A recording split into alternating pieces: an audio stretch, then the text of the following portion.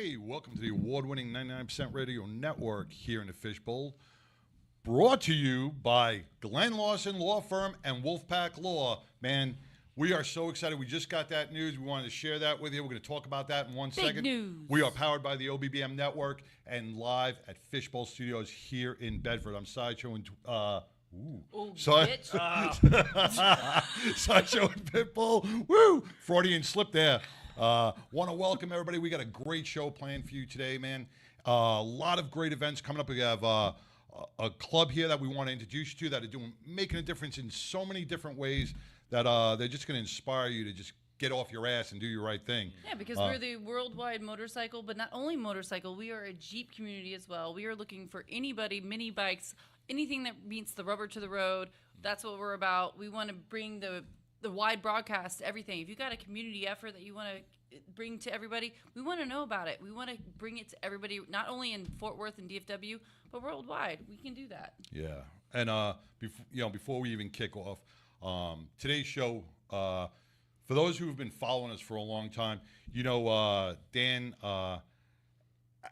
Adario, who I keep screwing up his last name. I gave him a margarita. It's okay. Daniel Adario, who wrote the book Chasing Dragons. He was a U.S. custom agent who infiltrated the Colombian cartel, and with Noriega and everything else, he did a lot of big drug busts. Passed away this past weekend, so we want to hold him and his family in our prayers and dedicate today's show to him. Check out Chasing the Dragon book. Very special. What a great man he was. He was always listening to our show up until a couple of weeks ago. He would always comment and say, "Hey guys, how's everything going?" Yep. So he's going to be sorely missed. He made a difference in a lot of different ways. Chasing Dragons. I love that title. Yeah. So I want to introduce Glenn Lawson, our new title sponsor for the show. Welcome, Glenn. Thank you for having me. Appreciate it, y'all. Anytime. Anytime. When we talk about attorneys at law, and Lori Montoya does this all the time too. She's, don't go to those billboard lawyers. They are the ones that they're marketing. It's all billboards. You want to go to a law firm that has accreditation in their community. And Glenn, we met at the Thin Blue Line Foundation golf outing, right? And you weren't there as a lawyer. You were there as a support network who was backing our blue, who was backing our law enforcement, and you came on our 9/11 show to read the names, yes. And it wasn't about Glenn Lawson Law Firm. It was about the purpose. Those who we lost during 9/11. Absolutely. And your whole law firm, and I met a lot of your staff, Robert and Jody and everybody else. Everybody has such a warm heart and a feeling for community, and I love the way you run your firm. Thank you. I want to work there. I have to be smart and stuff. But you don't have to be smart. Well, yes, I would. To work for him, I want somebody that's going to know we're already their working together stuff. right now. Yeah, we're working together right now. Well, it's a balance. Kidding. But that's what I want. I want somebody that's going to know their stuff and have the back, have our six, Sure. And you have that. Absolutely. You got to know one thing and do it really well. I almost said another word, but it is what it is. So bottom line is thank you. The passion that you guys have for the community and the service and all of the motorcycle clubs and the law enforcement and the veterans efforts, it just resonates with me. And so this was a mutual decision, John. Yeah. By myself. You only got so much energy in the world, right? Only so much energy in your body and your God-given ability. And there's only so much time. Right. And so you got to be really precious with your time. Every day is a blessing, man. Every day is a blessing. So we're here and we're locked in and we're ready to go. And we're so grateful because our messages that come from a servant heart always. And everything else, will work itself out. At the same time, you have what you're good at what you do. And I have what I'm good at. You're good at what you do. She's talking to you. It is what it is, okay? And you have what you're good at, and we all benefit as a community because in today's world of robots and everything else, we need to get back to the basics of human connection, which is the foundation element of my firm, and restoring that and making sure it's protected at all costs. I love that. So that's where we are. Thank you. So glad we'll be talking more. And, the biggest compliment we ever get is like, what do you guys do? That means we've done our job because, we can wear the whole suits and all that mess. We do that sometimes. But in the end, when we're just walking in through the grocery store and we got our families and our dogs just like y'all do. So They're going to that's what notice it you is. because you're taller than me. I mean, I'm 6 foot and you're like a little towering. So they're going to notice you when you walk through the grocery store. Yeah, it helps to have a few silver hairs on the side of your head too. Well, So it is what it is. I have a box color that can help with that. But anyways, thanks for having us. Appreciate it. You're done Thank already. you. Hey, He's See, like, happy hour and we're not even starting. paying him by the hour. Right? No, I think just like any lawyer. Just here, take this. Well, I'm out of here, Judge. I He's not going think to charge you more than you need. right, exactly. I think the issue here is that the reason why I'm here is, not on Zoom, I'm here in person, is because of y'all's mission and motorcycle clubs like we're going to hear about today and their missions, because there's a common theme amongst protecting those, and I know that there's a lot of discussions about protecting those that have gone through trauma, and I do that every day, all day, because a lot of times when I'm representing a motorcycle situation, I'm not talking to these guys. I'm talking That's to right. somebody from their family instead. Right. So I just, that caught a nerve with me, that y'all's efforts to provide support for those. And frankly, I also looked at some of the other things y'all are doing upcoming, especially the deal in April in Fort Worth. The Hops and Oh, Props. Yeah, that's yeah. my favorite event. And, look, I'm going to be real. Some of these national charities are great and all that, but let's keep it local, right? Right. Yeah, grassroots, And man. let's never forget, and this is one I love that event y'all are involved in, because for me, my personal mission this year is seniors. People, because there's like a lost generation there. Yes. Yeah. You notice I got one on my couch. Yeah. I got one so- moving in. Recliner in my I'm living room. just saying, right? I mean, everybody's got to have help, but let's never forget about taking care of our folks that are in the last part of their life. Well, it's great that you Always bring on that our up, heroes. because the Battling Betties that Pitbull is president of here in the North Texas chapter, you guys go out all the time. You go to the senior living complexes. You go to the nursing homes, and you provide our senior veterans, our World War II, and these veterans that, man, they are such heroes, and they are going to die out soon. There are storytellers, is how I Man. look at it too. I mean, not only do you honor them, but the storytelling. Yeah. If you have never sat down with a veteran and really got the gist, I mean, that is something you will never. I mean, it's like better than meeting a celebrity in my eyes. I mean, to get Yes. history one-on-one with somebody who did it. I mean, The that's first. why we need to honor them all the time. Always respect them. I mean, we Their gotta do story more. needs to be told We every gotta day. do more. The right. first time I met Don Graves, and it was at Old Don Graves. Old Don Graves, Love and if me you're some in Don Texas, you Graves. know Don Graves. He was He's a- going to be at my event this Yeah, weekend. he was a young Marine, and when he stormed the beaches of Normandy, and I see him all the time. He has breakfast at Cafe Republic over in and he has Fort happy Worth. hour at 54th And Street. Yeah, and he'll sing "God Bless America" for you. But he's going to be turning 100, right? Or 99. 99. He's One going to of be the turning two, yeah. 99, I think. 99 is the other gentleman. Oh, gosh, now you got me on the spot.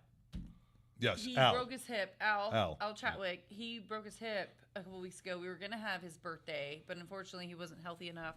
He's still good. He's recovering. He's strong. But we had to postpone his birthday. So we're going to have that one as well. But yes, Yep. they roll together. They roll Yeah. They roll up to roll call together, dude. They're like celebrity.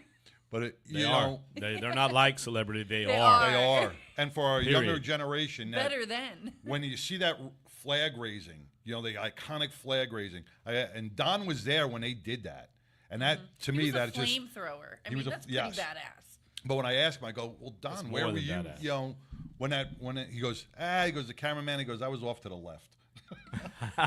Right? 99 years old, great sense of humor, and just always willing to share the story, and that's what keeps America alive, man. That's what built our foundation of America, and We He's- can't lose that. We got to keep that alive. Now, Don Graves and a lot of our other veterans in the Fort Worth area, they are a part of Roll Call. So that's how I knew or got Explain introduced. to those for So Roll Call. I got introduced with Roll Call when I became the president of Battling Betties. Roll Call is an organization that meets up every month, once a month.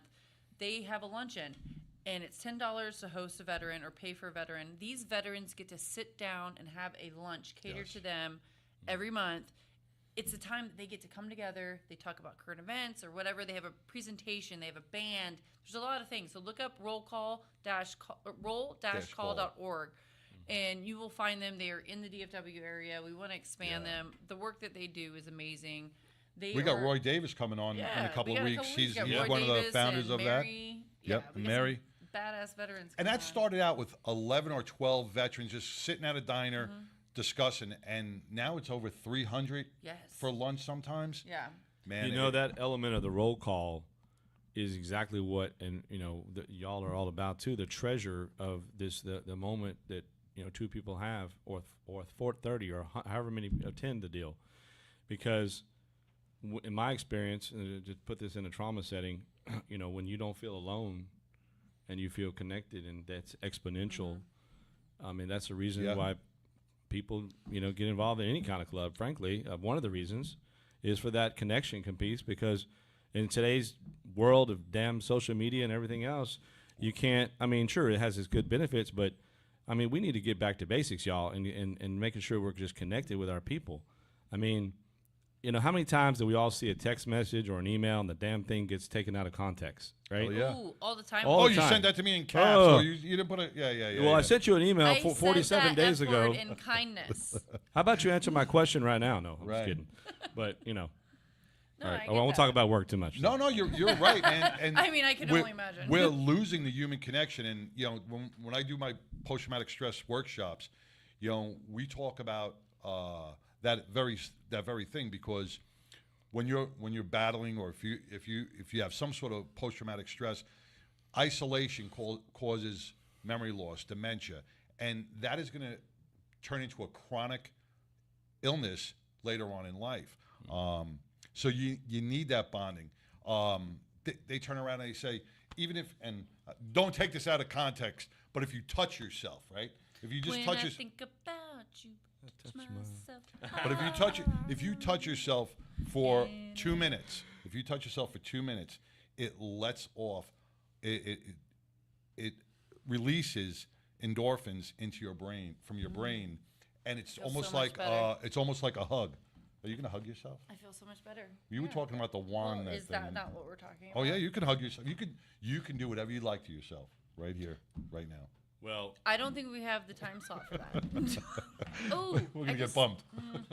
I'm just gonna get. But out really, of this that's what it's conversation. all about, man. And a handshake, a hug, just that close connection has such great health benefits. And our elderly need that. And when you guys go to the senior centers and you go to that, and they can connect with the ladies, the Battling Betties, who are dressed in the 1940s pinups. Yeah, baby. It brings that back. It brings them back to the Absolutely. time when they had a Absolutely. better life. yeah. No, I'm going to tell you, the best thing is when we come into an event, and we've done some senior homes and stuff, and you got a lot of like 85 plus veterans that are in there, and we roll up in our 1950s outfits. I mean, classic. Yeah, classy. You guys are always classy. Yeah, You're it's not like, but the Andrews depending sisters on type the of thing. event. Right. But I mean, so we walk in there, and you got veterans in wheelchairs and walkers and stuff like that, and they want to stand up and get a picture with the Betties. How great is it's that? It's so amazing. I mean, we're like, hey, and they're just like, oh, let me get in. Yeah. But see, it's heartbreak. I But love it. right there, you could see that that generation. That's also a respect thing. Oh, totally. A gentleman Stands up and you sit at the stands table. up. And that was like, if you ever watched the video of Don Graves. Don Graves, when he went to Normandy for the 80th anniversary in Normandy, he had his walker, and he walked along the beach until he made the spot where he was, and he put his walker down and he walked it. And that was probably the hardest thing for him to do. But you know what? That's I don't perseverance. think anybody from that day. I mean, I know that we've had a lot of traumatic things happen since then, but to be at that age and that time and that day, I don't think anything really can compare to the bravery that those young men that even lied about age to be there. Yeah. That fought for that. I mean, you've seen the movies that Door the comes door down. fucking comes over, and they run out, and they don't care. And they're they were there prepared to for fight, weeks, and they are just months Yep. for that, and they knew all knew. along what they Yep. were facing. Right. I mean, can you imagine pulling up in one of the? I forgot the name of the. You guys help me If out. we did One that of those today, boats, everybody would be those- taking selfies. You guys know the names of those boats? Oh, I forgot what the names of it, but the Higgins boat. You know, those young kids, those young boys, 17, 18 years old, they knew as soon as that door went down that they were going to get killed. The front row was getting wiped out, and you seen that, and it was just, you know, that's somebody who's willing to put that life on the line for this country, you know.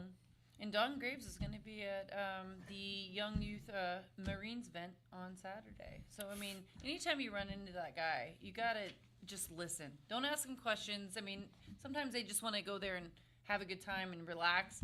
But if you can get a story from him or anybody like him, listen. Just let him Without a doubt. talk. I mean, Yeah. it's something you can't ever get from anybody else. That element of listening, you know, is what I think. How you say that is what really brought me to you guys, because there's a lot of people out there that ramble on and ramble on and I mean, if I'm in the courtroom, I'm sometimes that way myself. Okay, but bottom line is, if you just slow down and count to 3, Take a moment. that silence will guide you Yeah. and help you establish the connection. That, you know, I study a lot of like psychological literature and different types of medical literature, obviously as an injury attorney, and you so do that on your free time? Is that like a Sunday yeah, read? sometimes on Saturday morning over.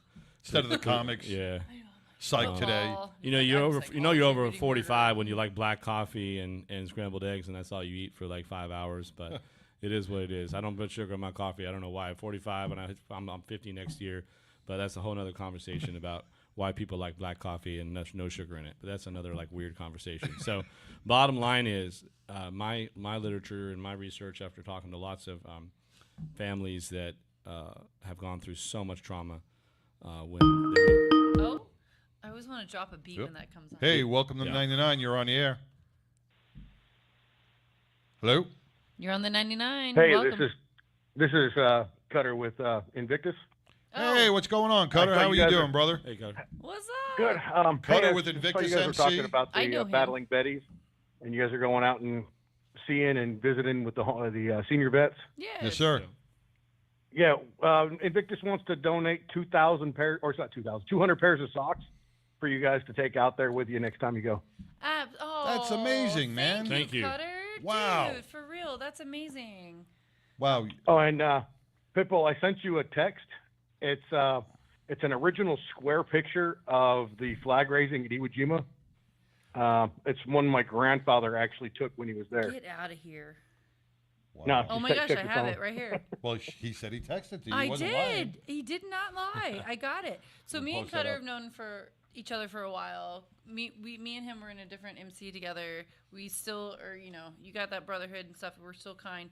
I love that you sent this to me. This is an amazing picture. I'm gonna show this. I'm gonna post it on Facebook if that's okay. Yeah, that's good. That's cool. Yeah, look at that. Okay, yeah, I'll get the socks picked up from Iron Man and Chief, and I'll get them over to you guys. Fantastic, Absolutely. man. I think And if you need me to come get them, let me know. Because I mean, Okay. my only job is coming here. You got it. I got some Right. free time. But Cutter, All right, thank thanks, you guys. so much, brother. I appreciate that. Thank you. Thank you, bud. No problem. You guys take care. Love you, bud.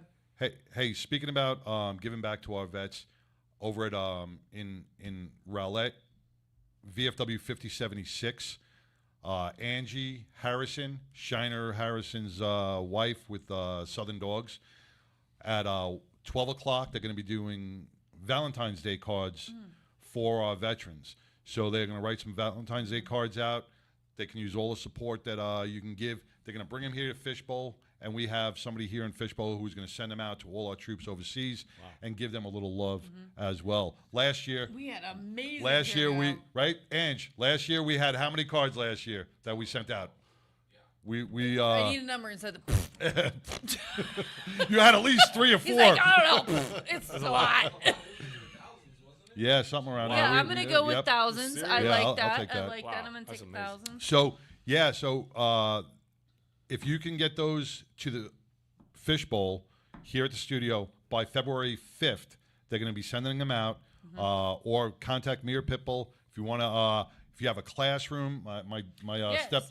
my daughter's class, the kids wrote all these Valentine's Day cards Oh, I out. hit up my kids' class. You know, Yep. Kids' so- class. My mom, she's down in Daytona, Florida. She's, as people know, she's a correspondent. We like to call her. She needs a new name. She does not like poodles. She thinks she's more badass than poodles. But my mother lives in Daytona, Florida, and she did a bunch of Valentine's cards from the senior homes, the veteran senior homes, and they mailed them to us last year. Yep. So, I mean, you can ask anybody. It's not like you have to sit there and make your own. Go to a school, go to a senior living home, have them make some cards to our veterans. We send them out. We need a couple days to send them out. So that's why it's like, what, the 5th-ish? Or The 5th, and you guys are sending them out on the 5th, right? Yeah. February 5th. And So then if you they can get send them to them just out. before the 5th, we'll have them sent out. So they're generic cards thanking our troops and everything else. They send them out. They disperse them throughout the nation, and it's kind of fun. The guys Yeah. like them.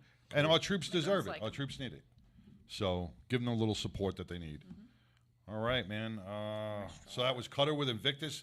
They're going to be donating 200 pairs of socks for our veterans. We got Southern Dogs, Angie Harrison, doing our Valentine's Day cards. We got Glenn Larson, man, our new title sponsor. We're looking for big things. We're going to be doing big things for you.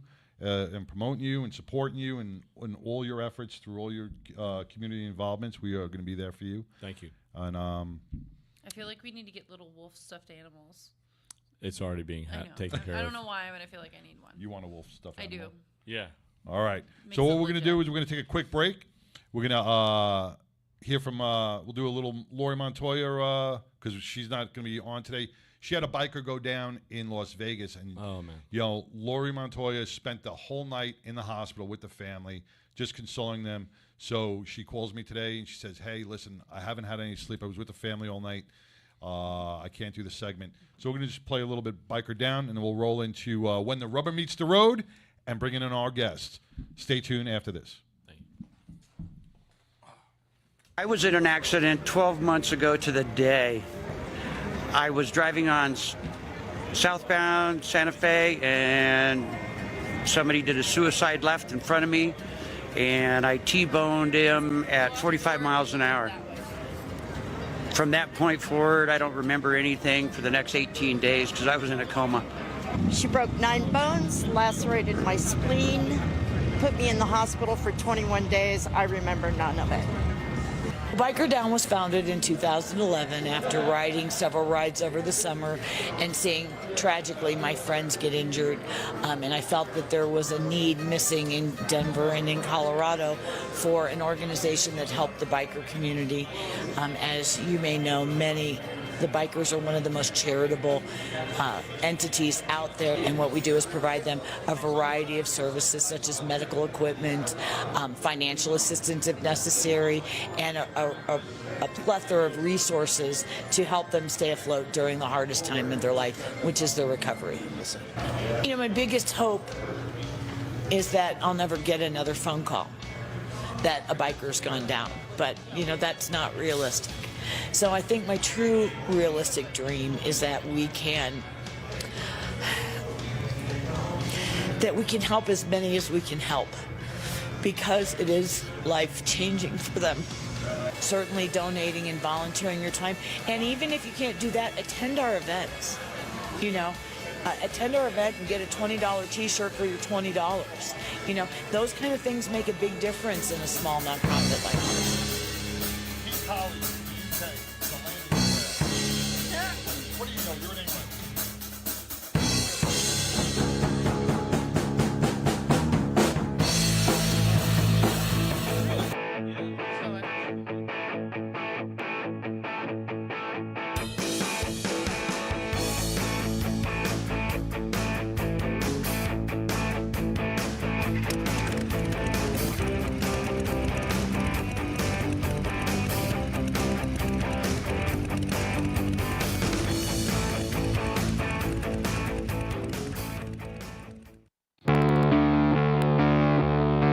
Phoenix MC DFW Area President Chucky. We would like to say thank you to the community for everything you've done for Scottish Rite and with helping Phoenix MC DFW area to raise money to be able to give back to the charities. Phoenix MC DFW area Sergeant at Arms Grit.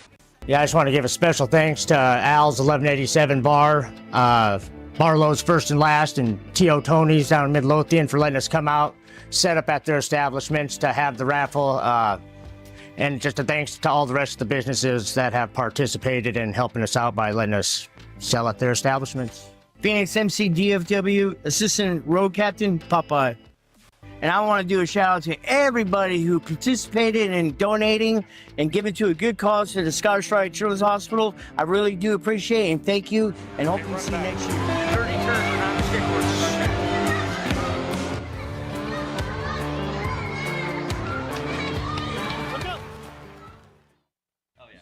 Hey, welcome back to the award-winning 99% Radio Network here in the Fishbowl. We just had Glenn Lawson with Glenn Lawson and the Wolfpack Law Firm here, who is now our title sponsor for the 99. Woohoo! We're going to be doing big and really great things throughout our community. Big news throughout our community. But right now, when we talk about when the rubber meets the road, that's what it's all about. We can make a difference together. Look at all these guys behind me. You're loving it, right? Look at all this. I threw you off. Throw me off all the time. He had this whole skit thing. You got this little sexuality thing going on. Look at all these men. Well, I mean, you got badass men here that are out doing stuff for the community. I mean, what else can you put on the show? And that's what it's all about. And that's what the 99 is about. It's about bringing to you what you do not see on mainstream media. And that's why it's so important, because these men and women that we deal with on a daily basis are the unsung heroes of the community. We've talked about it numerous times that the motorcycle clubs, the car clubs, the Jeep clubs raise billions of dollars worldwide for organizations of their choice. Now, can you imagine if that stopped? Ooh. So many people would suffer. Right, I mean, right off the bat, when you look at America's Guardians, who raised over $350,000 this year for the Children's Advocacy Center, what Iron Legacy does for the Special Olympics. We brought in about 900,000. Yeah, you brought in about 900,000. Thin Blue Line brought in over $750,000 this year for different organizations to help fallen first responders and their families. So it's where the rubber meets the road. It's where the effort meets the road, and the road is where we reach everybody. Hell yeah. That's how we do it. And that's why we want to bring the attention to people like this, because we want the efforts to get out there bigger than our community. I mean, these guys are doing stuff that are bigger than our community. We need to give them the support for it. Without a doubt. So let's welcome Phoenix MC, President Chucky, right? And Sway? Yes. All right. You're what? You're the chaplain. Secretary Chaplain? All right. I want to welcome you guys, and we got some of the guys behind us. We're going to introduce them in a little bit. Chucky, man, tell us a little bit about what Phoenix's motorcycle club's all about. So Phoenix MC, Phoenix MC in a whole, started out in 1976 with building choppers from any bike they could pretty much get their hands on. Somewhere during the 80s, they decided to kind of give more of a game to Scottish Rite because of a gentleman called Cuz, because of his son, and as much as that Scottish Rite did for Cuz. Every dollar that we make that goes into our club, a percentage of that goes to Scottish Rite. But there's so much more that we do there. It's not just about Scottish Rite. It's not just about donating to Scottish Rite. We give to families that are out there that are in need. We take on orphans every year during Christmas time with another organization. We do a ride with them. We buy them everything that's on their list. Now you do a lot of stuff with the Pediatric Brain Tumor Association. Yeah, as well. We work with Dreaming of the Cure, or Dreaming the Cure. We also work with Ryland Strong Network to turn around and try to make sure that we're giving some type of awareness there. We had one of our brothers, my blood brother, his son passed away, Ryder Tuck, in October 1st of 2017. With that brain cancer that he had, which affects only like 1 in 100 million, it's so rare that there was not any studies to save his life. See, and this is, I didn't mean to cut you off, but this is where it impacts families. and that's where we got to look at. We see things on TV. We see but we don't do anything until it impacts us. These are families. These are people who are going out working 40 hours a week. They have other responsibilities, but they still take that initiative to give back because they don't want what happened to them to happen to somebody else. 100%. And it never crossed my mind as a person or a man, until it affected our family. And then it brought us it opened our eyes to a whole different world. Yeah. And it also gave us some ground to build on and turn around and make the club bigger and better than what it is. If it wasn't for these gentlemen that were behind me that put in the same effort that all of us do to work together to raise awareness and raise money and try to get back to where it needs to go to. We do track every dollar that it goes to make sure it's going to the right place. I appreciate that so much. And for those that don't know what Scottish Rite Hospital is, or even like Cook's General Hospital, they provide free cancer treatment. That's right. Right, for children who are battling. That's huge. They do a lot of stuff for the families. When a family is traveling with their, for a family to go home and leave their child at the hospital, it's heartbreaking. Scottish Rite, Let along them with stay. Cooks, they put them up. They let them stay there with their child because that is part of the healing process, man. Being besides that human connection, Yeah. and it gives that child, it reduces some of the fear in the child. Before we get back to you, I just want, as a chaplain, Yes. right, and a veteran, right? Yes, I am. And Oh, you a put veteran, the thank you. chaplain next to me? I put the I chap- knew I was feeling uncomfortable. So I was just like, why am I just... Spectacles, testicles, wallet, and watch. may the did you power of say Christ to me? compel you. We may have Pitbull's head may spin, and for those who remember The Exorcist, you may get a I little. might spin, my eyebrows will be done. Whatever. It's okay. That was my first rodeo, but anyway. Sway as a club chaplain and a veteran, you bring, I guess, a different dynamic to the club, correct? Yeah. I at least The try. Jesus. You try? I mean, The Jesus. He brought the Jesus to the... He's always trying to save us. I'm That's trying to for sure. save people. No, I mean, with my brothers, there's a dynamic there that I have with them. Not only are they family that I've chosen, you've often heard the phrase, blood is thicker than water. That's not actually the phrase. It's the blood of the covenant is thicker than the water of the womb. Ooh. I've made a covenant with these men, and it's sealed by blood, and it's thicker than being just born with the same womb as That's my brother. sexy. So That sounds sexy. I appreciate that. Sounds sexy. But no, that's how I approach it with these gentlemen. Some of them are of the same faith I am, and that is a bond we have. Others are not, and you know what? I couldn't care less because we're all in this together. That's right. But I And- think, like, even if you don't have the same faith, the word that you're speaking, I mean, everybody can relate, and it brings everybody together in a way. You might not have to agree, Absolutely. but it brings the positivity and the purpose together, I think. And as a brother, it's my duty and my privilege to respect my brother's beliefs in that. As long as we meet in the middle and we do things together, his Right. motivation is his own. As long as we all meet, That needs to be a as long as we t-shirt. as long as Yeah. we hit the right. Everything yeah. he's saying needs to be a T-shirt. Huh? It needs to be a T-shirt. Yeah, it needs to be a T-shirt. We'll put it on these new mugs that you bought. No, well, yeah, There you go. We're going halvesies on that one. That's fine. No, but document that. right, and with that one, I, From the money bags over there. and in kind of a spiritual form with everybody, men are required to not only defend their family, but then they extend that to defend their communities. And with us giving back and helping and doing the charity work, that is us as men standing up as men and defending our community by giving back to them and by raising money to them. So that's our way to initiate that quote unquote fight. Yeah, no, and that. that's where a lot of people get misconception about the clubs. If you look at the guys behind me, like you said, when we had They're when just big teddy bears. Don't let them fool you know, you see these guys at a gas station filling up. You see them in a restaurant with their cuts, tattoos. Everybody's got this TV image of what biker gangs we can't approach them. They're not. This is where we have to break the stigma.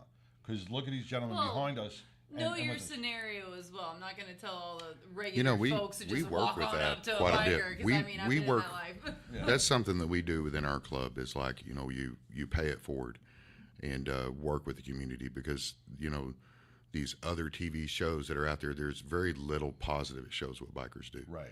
So, you know, like I tell my guys, and my guys kind of follow through, and they all did this pretty much on their own and started working. Like, if we see a police officer at a gas station that's filling up his car or whatever, even though he might have been the guy that pulled you over and tore you down, you know, go out there and buy him a bottle of water in the heat of the summer. If you turn around and you see a kid that's standing behind you, you know, and they've got a soda in their hand, buy that soda for that kid.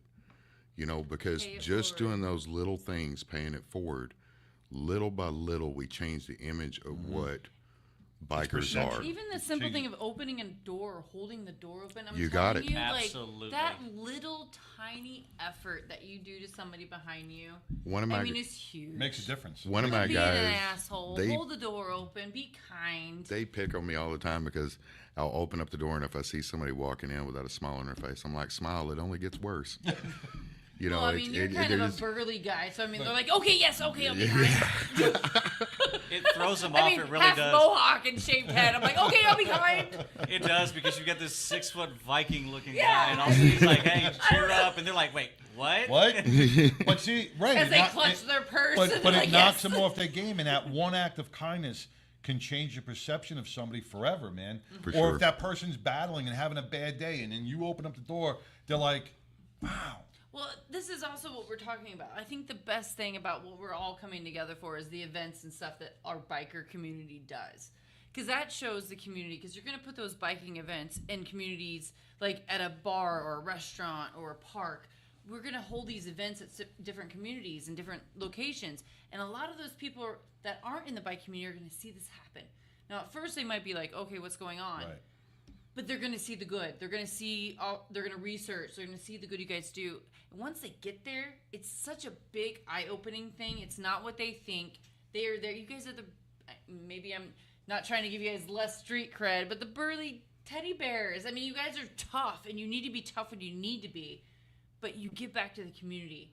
And that's why you guys, I don't want to say soft or anything like that, but like that's the heart of the biking community, is that you give back. You guys have your careers and your jobs that you do on a daily basis, and then when you get off the clock, you get in your cuts and you give back to the community, and you do so much. I mean, there's so many things that the bike community does, and we need to showcase that, because I think it's getting a little lost. It is. It definitely is. Yeah. It is. Yeah, I see it all the time in my world, and I would just say one thing, that what you guys do is, and depending on the industry that you're in, but depending on the role that you're in and your calling from God or whatever you believe in, taking that, like we say, flipping the script on it, that magic moment, creating that magic moment with that kid that you bought the soda from, that one little Got the moment bicycle can too shift or somebody something. in another direction in a second. Yep. I've seen it. For sure. And so, congratulations and thank you for all the magic moments that you guys do out there on this, in just changing one thing at a time. Yeah. Because that is a domino effect, and it's not forgotten, and it's must be told. Thank you for everything you do. Love that. Thank you. One of the things I wanted to ask, and this is where I kind of met you guys, because I saw a YouTube video. I guess Anthony had it out there. You guys dress up as This guy comes in with a superheroes. huge So he's camera. not here today. Oh. This guy. That is Captain Jack Sparrow. Oh. He is one of our guys, and he pulls off a Captain Jack Sparrow like nobody's Okay, I need business. to hire him just for a personal party. Just saying. Okay. I didn't. You're on a roll, Pitbull. That was away from the microphone. He is. He comes out, and I spoke to him about when he very first come. He actually was with the club, and then he came back. When he came back, I was like, "Look, I want to, bring in your cosplay." Some of the guys were against it, but once I started seeing how the kids attracted to it, and they've seen it, made their day to be there with Wolverine, or be there with Deadpool, or be there with Jack Sparrow. And, No, I'm serious. Oh, Yeah, yeah, I he mean, does a Deadpool too. As I'm well. gonna hire Jack Sparrow for my girls' brunch meeting. Oh, well, Yeah, yes. well. Speaking about Deadpool, it's funny you brought up Deadpool. Chris, Buck, you hear Buck me. from Deadpool will be at the Thin Blue Line Foundation fajita and barbecue this week. He's one of the judges. yeah. So come on down in Conroe and you'll meet Buck from Deadpool. He's that big dude wrestler who just beats everybody's ass. So he'll be down there He's from supporting Texas. the Thin Blue Line. He's from Texas. He's from That's Texas. cool. That's cool. So tell us more. Yeah. In other words, be quiet. No, I'm kidding. Tell us more. Well, that's my line. So our back to school benefit that we have every July, we brought a sparrow out and let him. I said, look, you just come out and do your thing. Come out there, dress up, bring a couple of your cosplay buddies out. Let's just see how this goes. And we had no idea of how I was going to make these kids feel. And these kids were just like around him, and they just stuck to him. It was funny just to sit there and watch because he's cutting up with them and having a good time. And when he goes into costume, he goes into a whole different character. A whole character. And it's really unique to watch this man do this, because when he's out of costume, he's a very introvert type person, very quiet to himself. I get that. Sometimes it takes the costume to bring It people out, does. and that's Once okay. I leave does. here, I'm in my coffin at home. I get the introvert extrovert thing. But as a club and as a whole, when you are able to provide that, and even as a president and membership, when you can see the smiles you bring on a child's face for a back to school thing or any type of event, man, it shows that you are doing what you were put here to do. Facts. It It's makes rewarding. you smile. It's rewarding is definitely the word for it. But there's no bigger gift than you can give than a smile on a kid's face. 100%. 100%. And the other goal is to set them up for success. We're only as good as our future is going to be. We got Mark Mitchell on our feed right now. He's saying agreed totally with Phoenix message about taking steps to change the mindset of the public about the good MCs. Kudos. And then Buck will be signing autographs and taking pictures at the event. He is with the Thin Blue Line Foundation. So all our clubs out there are agreeing on the same thing, man. And before we came on air, we were discussing, wouldn't it be great if we can get them all together? 100%. And just do this one big thing. Absolutely. And I know they do this in Sturgis and everything else, but that's more about Still a little bit regulated in that's more Sturgis, let's be more about honest. just displaying of motorcycles.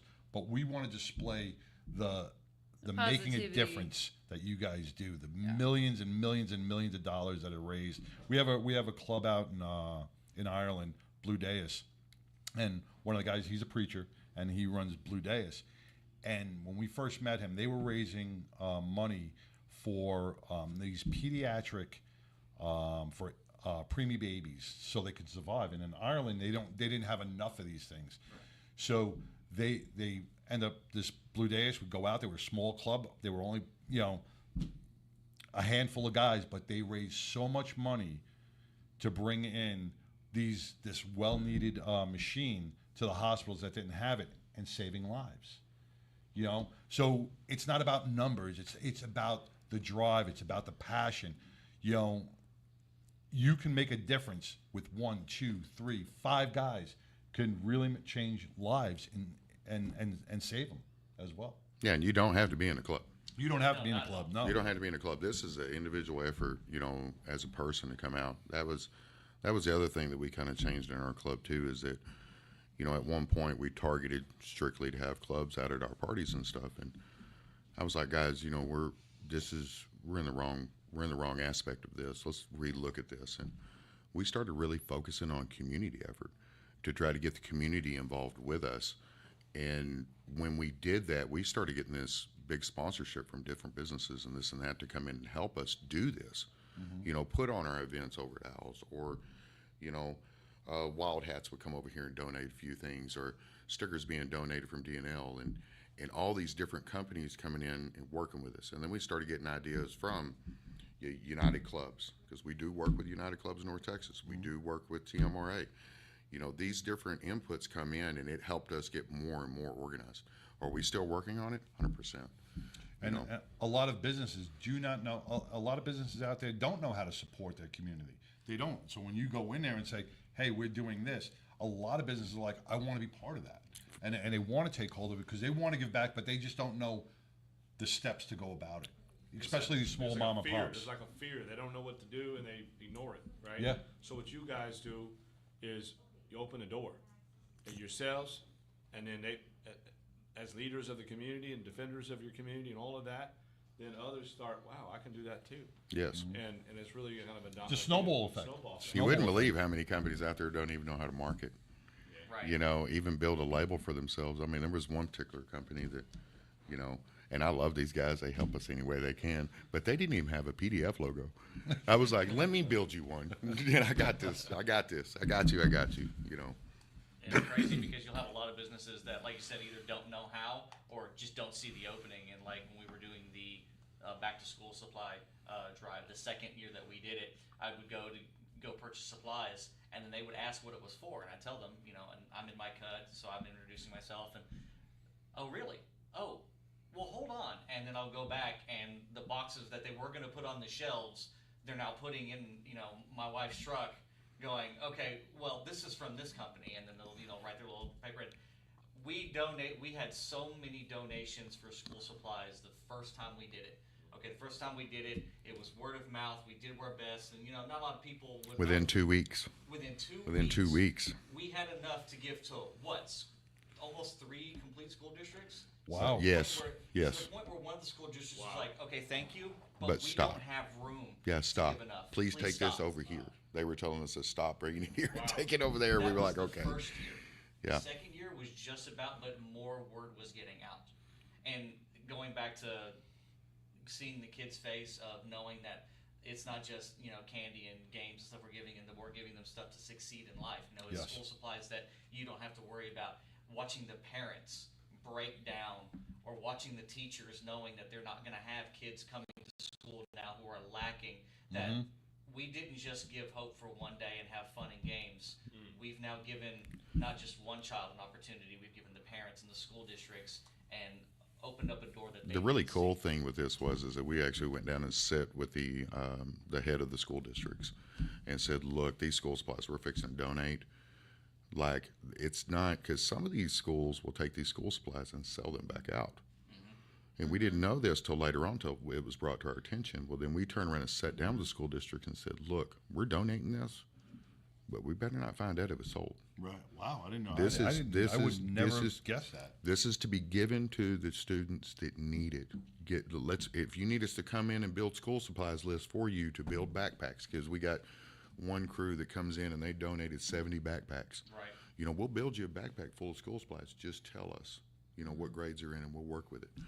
And we did really, really good this last year. And I know that the school supplies was not turned around and sold out. It was actually given to the students that needed it. You know, it's funny you brought that up because my daughter and my niece are both school districts in the school teachers in the DFW area, and they see the lack of and it's school supplies because the parents can't afford them. You know, and if you have 1, 2, 3 kids, and you are trying to buy notebooks and pencils and pads and all the stuff that's required, man, you could be running up to a couple of $100 in You school got it. supplies. You got Here's it. my little issue with, like, because I was a single mom for a long time, and my son's now 9.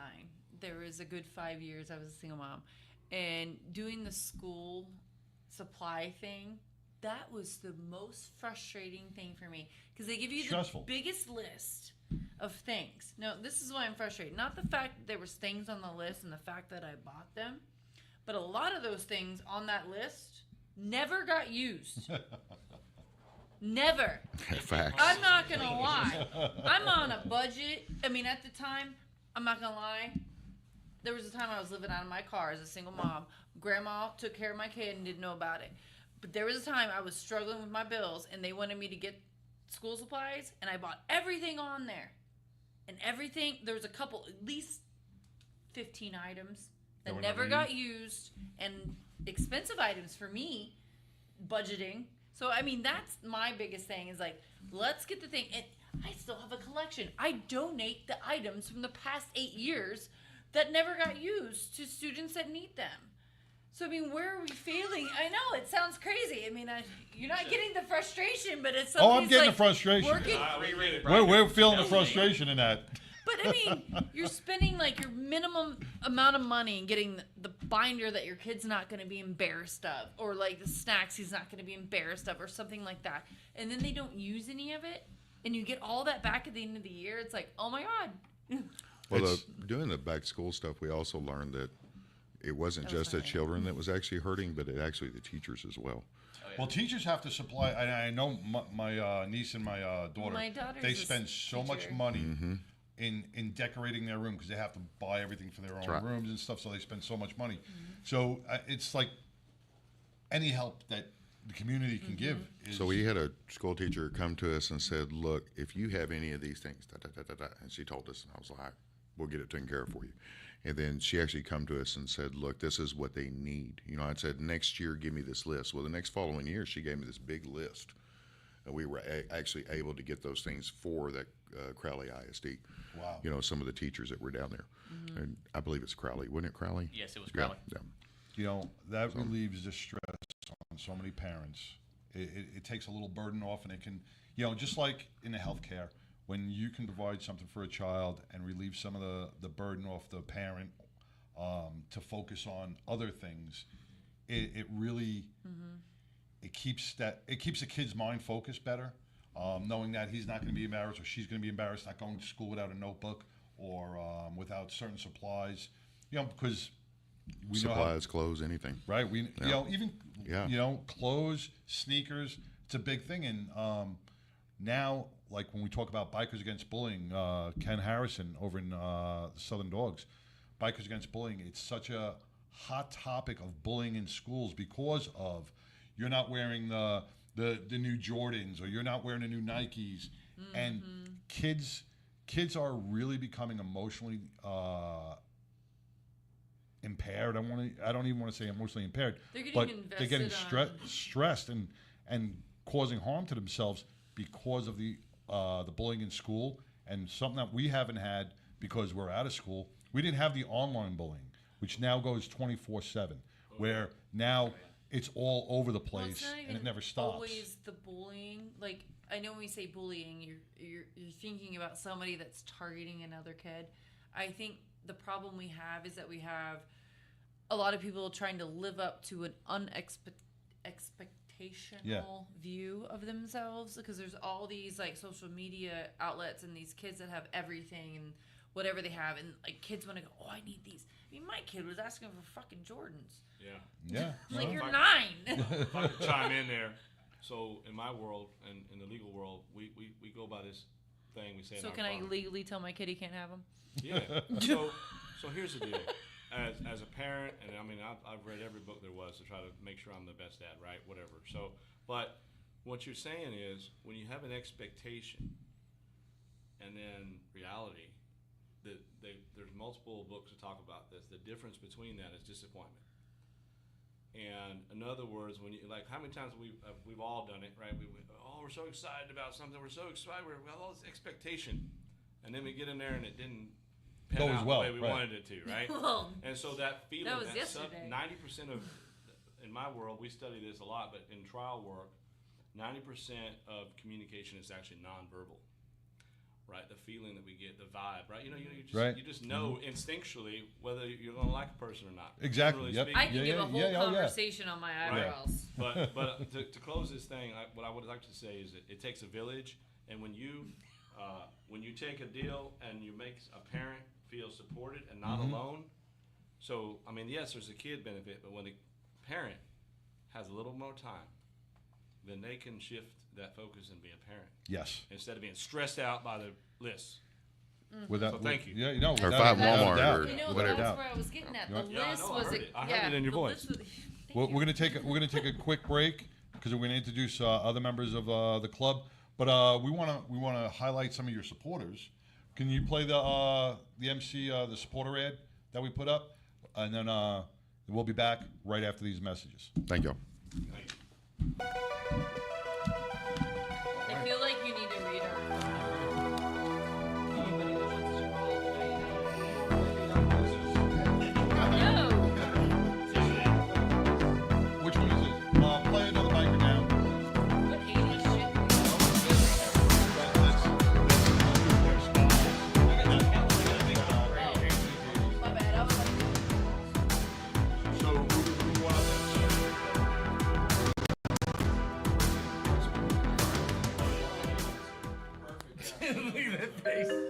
I was in an accident 12 months ago to the day.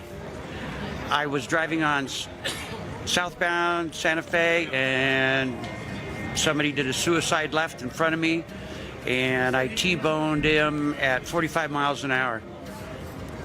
From that point forward, I don't remember anything for the next 18 days because I was in a coma. She broke 9 bones, lacerated my spleen, put me in the hospital for 21 days. I remember none of it. Biker Down was founded in 2011 after riding several rides over the summer and seeing, tragically, my friends get injured. And I felt that there was a need missing in Denver and in Colorado for an organization that helped the biker community. As you may know, the bikers are one of the most charitable entities out there, and what we do is provide them a variety of services such as medical equipment, financial assistance if necessary, and a plethora of resources to help them stay afloat during the hardest time of their life, which is their recovery. You know, my biggest hope is that I'll never get another phone call that a biker's gone down, but you know, that's not realistic. So I think my true realistic dream is that we can help as many as we can help, because it is life-changing for them. Certainly donating and volunteering your time, and even if you can't do that, attend our events. You know, attend our event and get a $20 t-shirt for your $20. You know, those kind of things make a big difference in a small nonprofit like ours. Go on.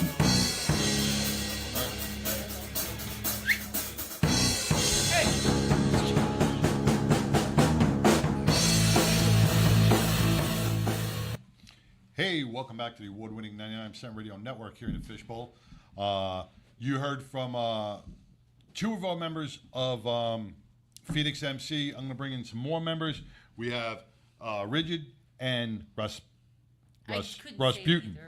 Right? Did I say that right? Yes, Rasputin. How'd you get that as a road name?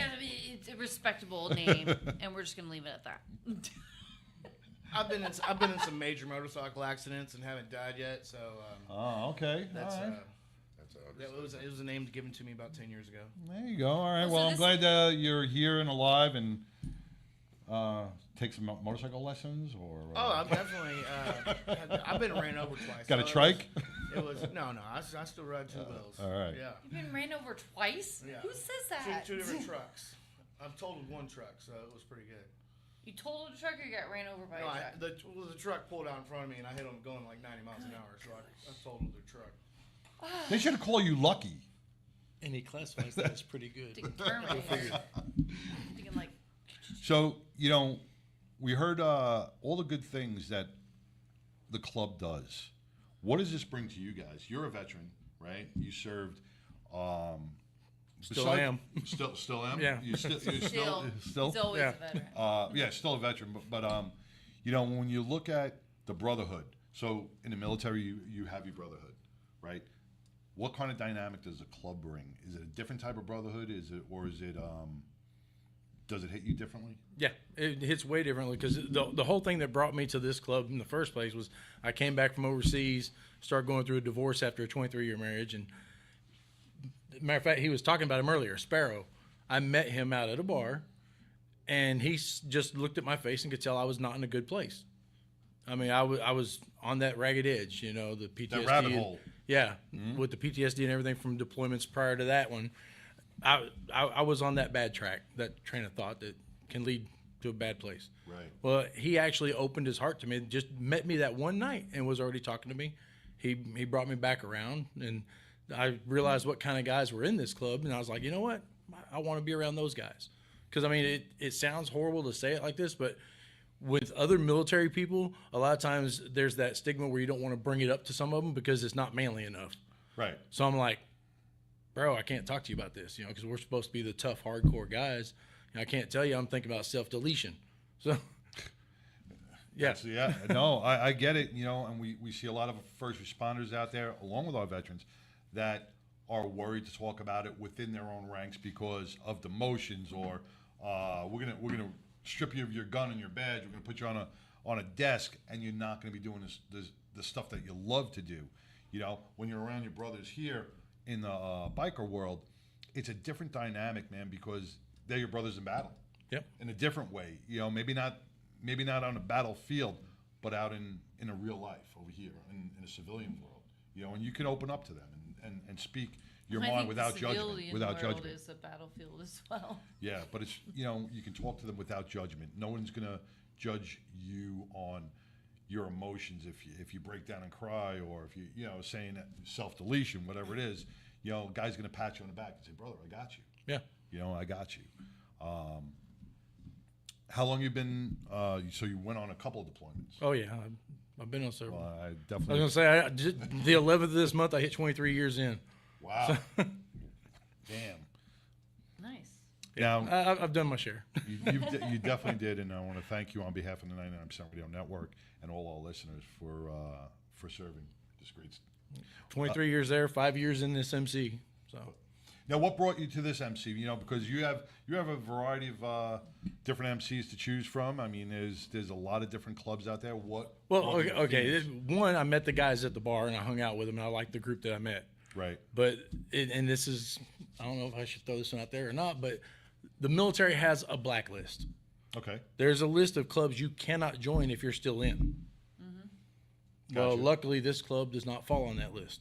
Right. Because we're not out there doing the horrible things. We're not doing other things that are, you know, can be looked badly upon. Right. That's Gotcha. why you're on the 99. Yeah, we're out trying to improve the community. We're trying to work with, you know, there's a city out there that we're actually trying to work with the mayor, the police chief. You know, we're trying to develop within that community and reach out and grow with them. They actually like us. So.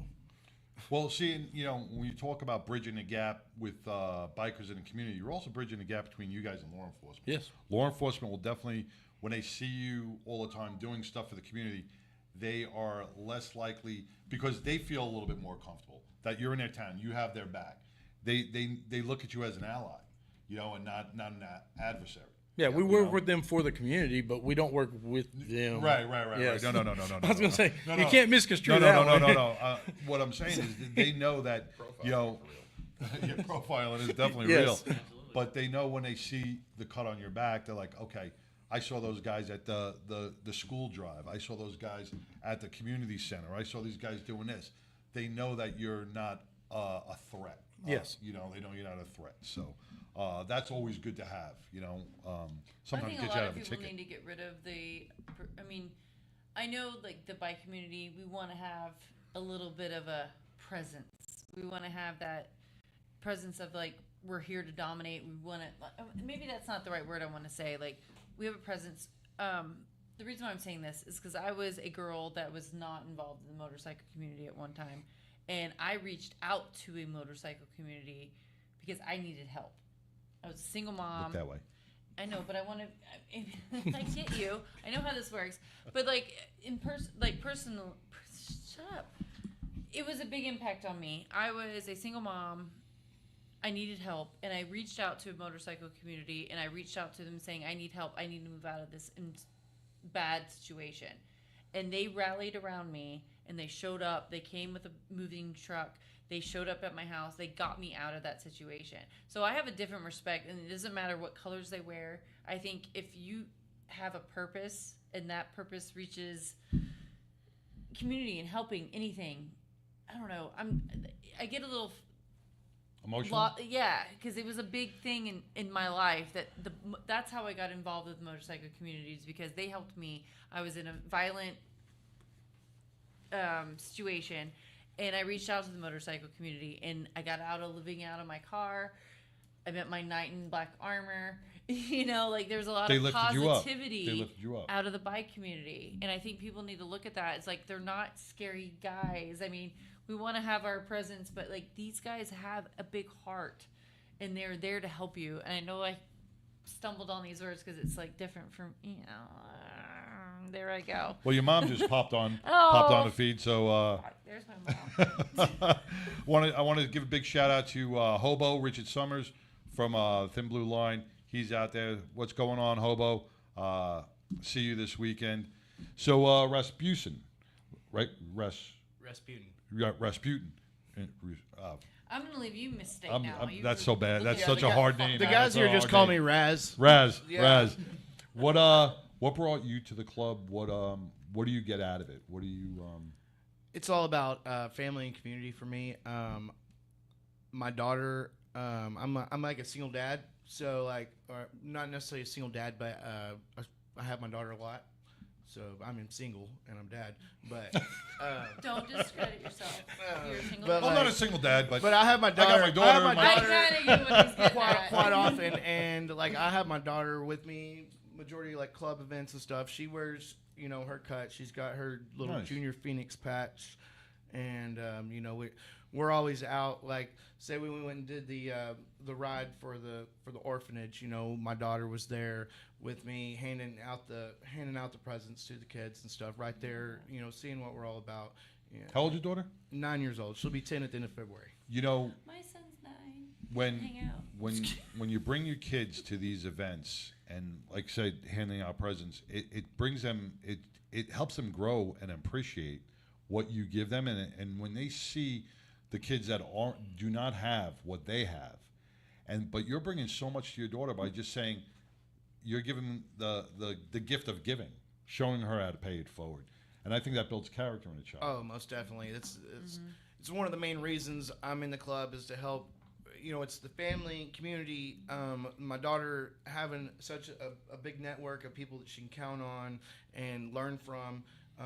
There's all the ladies in the club and stuff. She can learn from them as well and stuff. And we're all about watching out for each other. And so I can always trust that any member of the club is going to be there and Because when let you my get daughter know what you they get hit think. by a truck again, someone's got to watch your kid. So these guys are got your back. No, but I have to say, like, what he's saying is that, like, I was a single mom, and, like, once I got into the motorcycle community, the family and the impact and all the people around. I mean, my son's got so many aunts and uncles right now.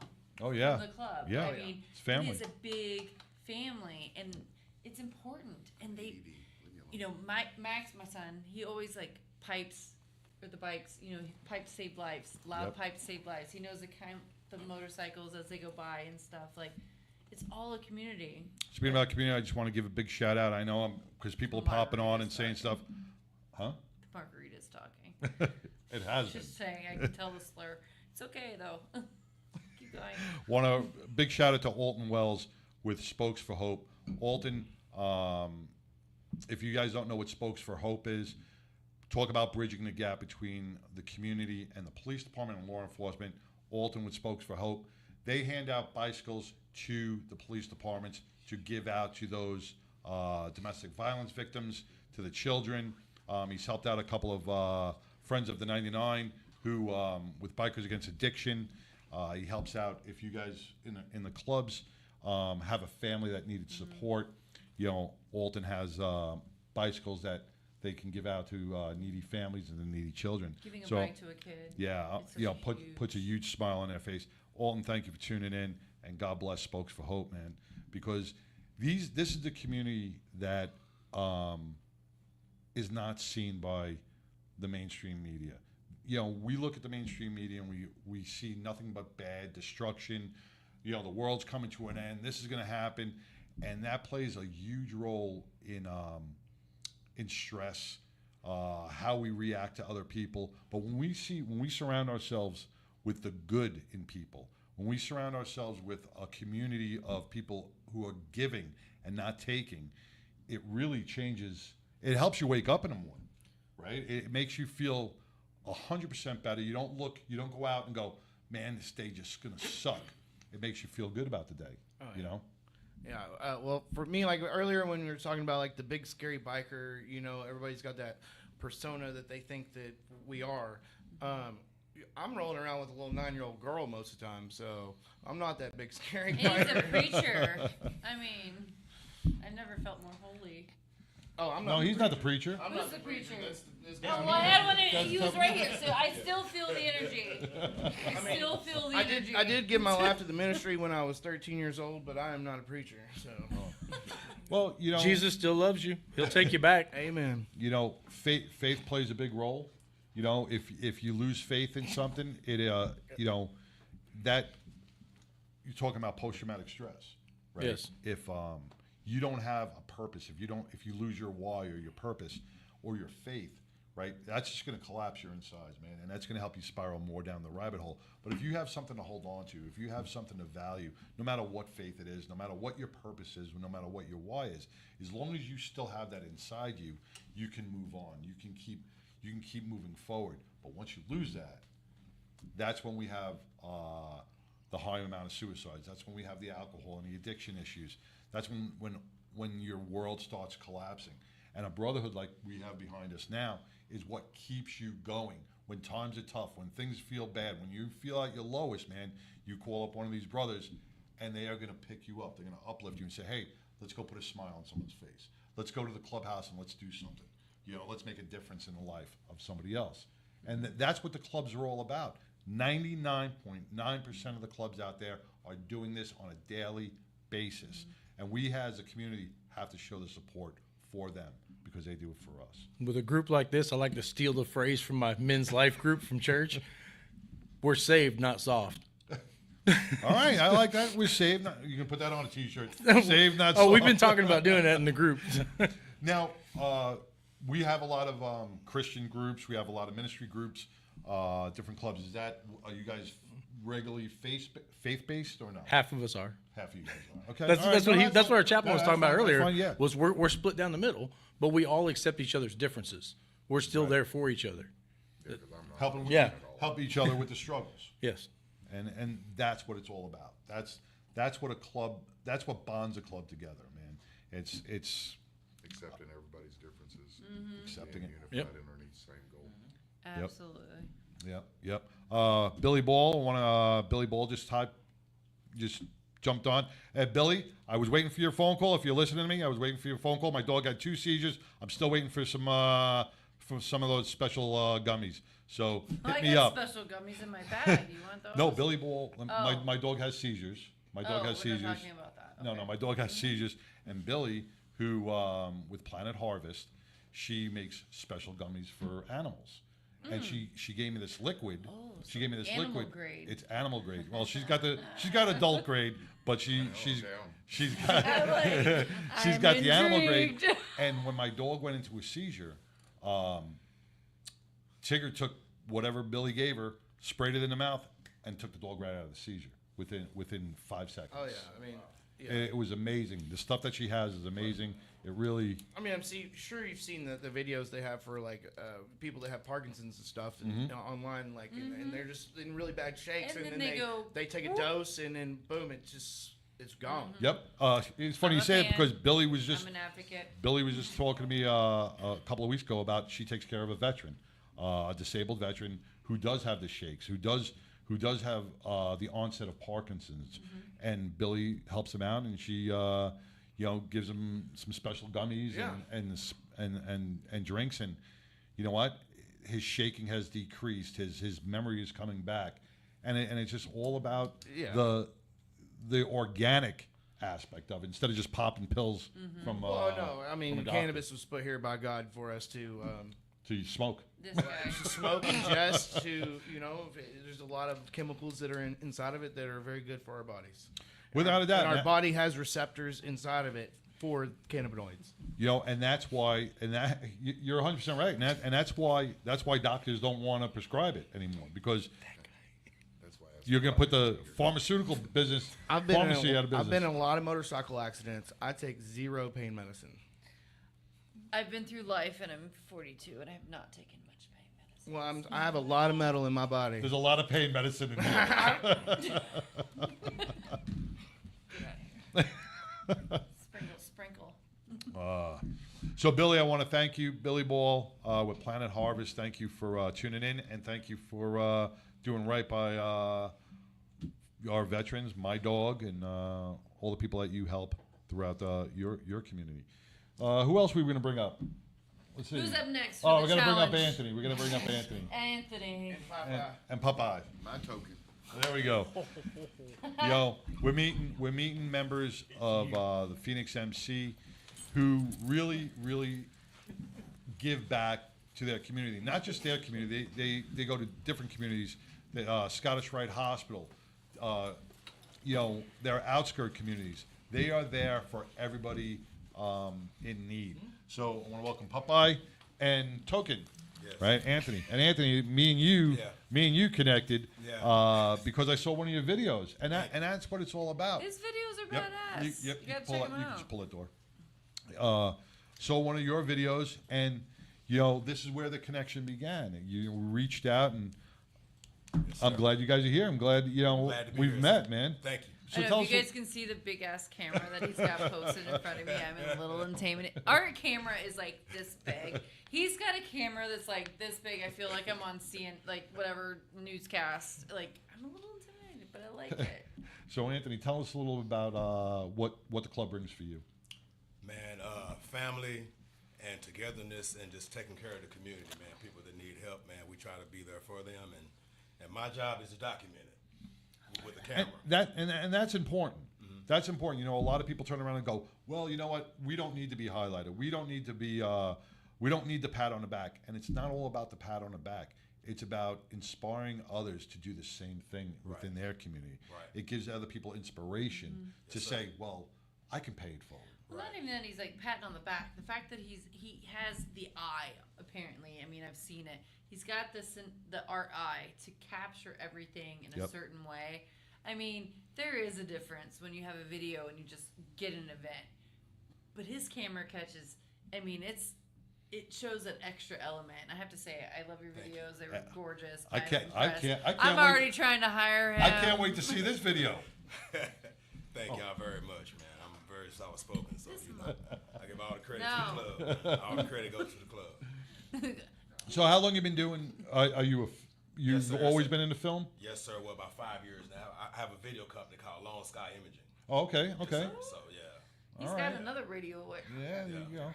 And what other videos you do? I know you do the stuff for the club, but pretty much, man, I help small companies who, overcome creative challenges.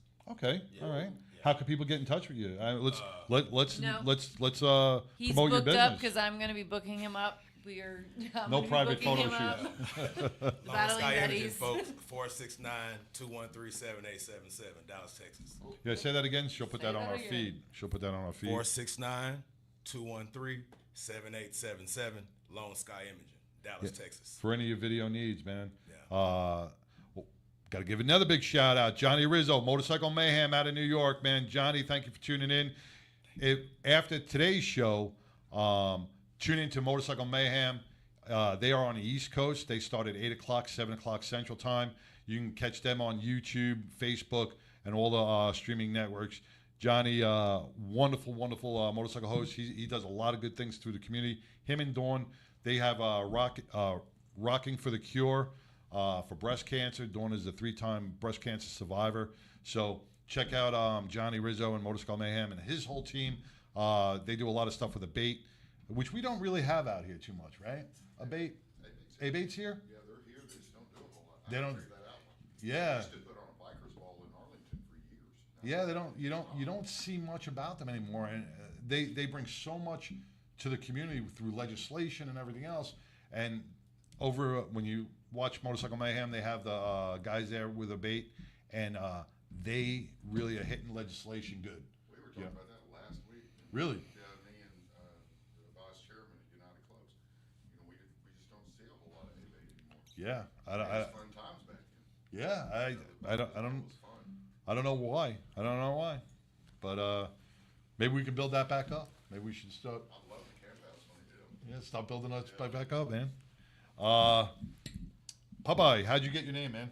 Dude, you don't ask me that. It might be like this dramatic story. Well, I don't know. Come on, I want to know, man. Like poke some guy's eye out. During high school. That's how I got Sideshow. Mongo, when Mongo comes on, Mongo gave me the name Sideshow because my eye goes this way. Nothing to be embarrassed about. I got Nothing to be embarrassed about. because I got in a fucking fight at a bar. She call you Margarita. There was no margaritas involved. Well, Popeye, I used to play, when I was in high school, I played baseball, and I always had, because someone was in my eyes, I was like this, and he called me a hairy orangutan, my prez, but no. But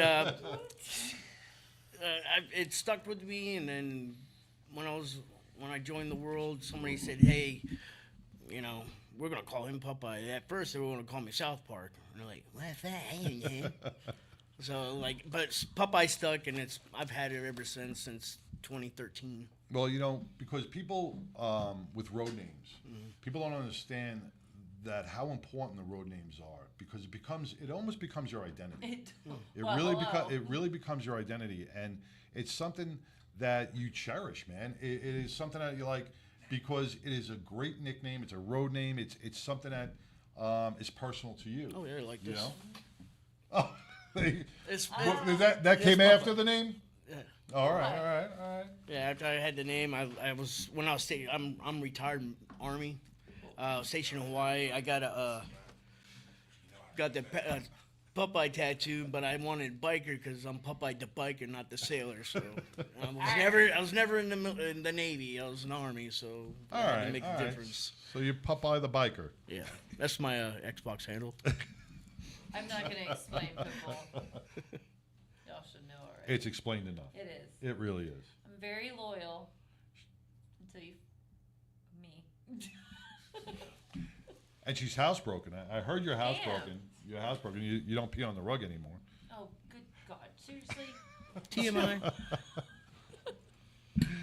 So what does the club bring to you, man? I mean, this club brings camaraderie. Is what, being in the military for so long, and when you retire, you don't have that brotherhood anymore. So I went looking for it and found this group, and it's been awesome ever since I've been here. See, and once again, our military, our first responders out there, you can't lose your why, you can't lose your purpose, because you become the identity of the job. You become the identity of the military guy, of the Army guy, the Navy guy, the Marine. You lose who you are because of your job or because of your profession. When you get out of that and you don't have that anymore, we need to hold on to something else. Yeah, just to fill so that when void. we jump onto a club, when we join a club, we regain our identity, we regain our purpose and our why, and it really puts us in a better mental status. Oh yeah. And we know we have the support of others around us, just like we did in the Army, or if we did as a first responder. I'm sorry. It's rockingtheroadforacure.org. Rockingtheroadforthecure.org. Sorry about that, Johnny. I think I had that wrong. But Rocking the Road for a Cure. So I want to thank you guys, all you guys, for being here today. You have now that you're part of the 99 family, you are welcome anytime. Anything that we can help promote for you. Any events that you need sent You're out. going to have to run it through me first. Just saying. Yeah, but one kidding. margarita, she'll do anything for you. Is that a promise? Well, not anything. Okay, Two margaritas. Yeah. I'm trying to run that song through my head now. I really appreciate y'all having us on the show. Yo, well, we appreciate you guys. Remember, I'm an old lady, though. Huh? You're a what? An old lady. You're an old lady. I know. Yeah. Yes, I'm turning 53 next week. No, I mean MC old lady. Wow. Yeah, you should MC. I would say drop the D, but that could have a lot more connotation. Or the B. Or the, I am so glad that the Mongo log is coming This is up. why we're The Mongo log's restricted coming on- up in about 3 minutes. Thank God that We're this explicit. chaos is going to be gone. Did we forget about them? They're still coming on? Who? There's nobody there. Look. No, Mongo. I was looking at the time. Yeah, Mongo's going to be on in 3 minutes. He's still We in the got a waiting light room. over there. I He's gotta still in the look waiting over room. here to look at the time. John's like, shut up. I really want you to watch this show after. I want you to watch the replay. No. I need you to watch I'm the good. replay. No, And I like it. I like not knowing. Johnny Rizzo's even going, Pitbull. I know, want you to watch. baby. You really have to watch the replay on this. I know. Okay. All right. I want to thank you guys from Phoenix MC, all you guys for being a part of this. You now, like I said, you're part of the 99% Radio Network. Anything you need, we are here for you. You guys are welcome here anytime. Yes, sir. And we're here to support you as well. So with that note, we're going to take a quick break and then play a little Southbound 75 on the way out for these guys. And we'll be back. We'll be back with the Mongo log. Hey.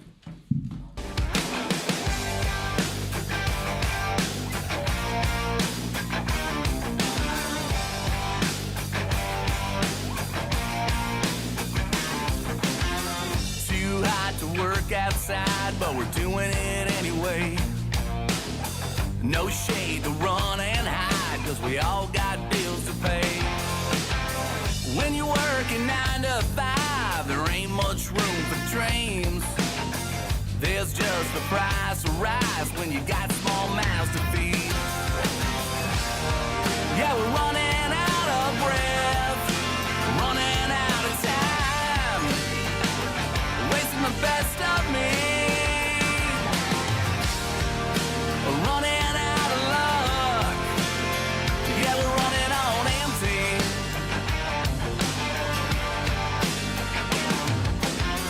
$100 to fill my tank like I got cash up my sleeve. Can't stand to be at home, but I can't afford to leave. This ain't what my daddy says this country's supposed to be. Live right and love your wife and live the American dream. Yeah, we're running out of breath, running out of time, and it's getting the best of me.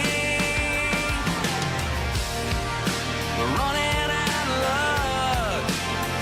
Yeah, we're running on empty.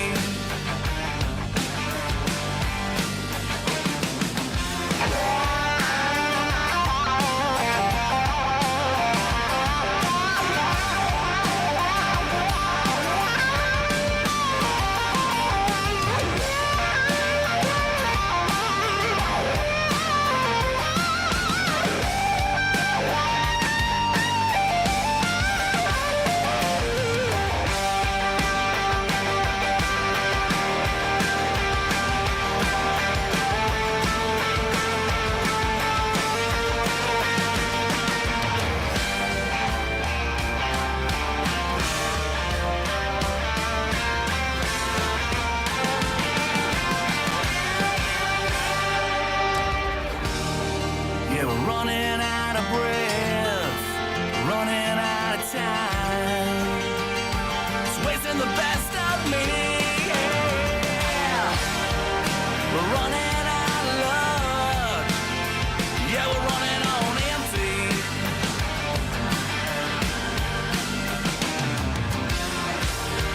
Yeah, we're running out of breath, running out of time, and it's getting the best of me.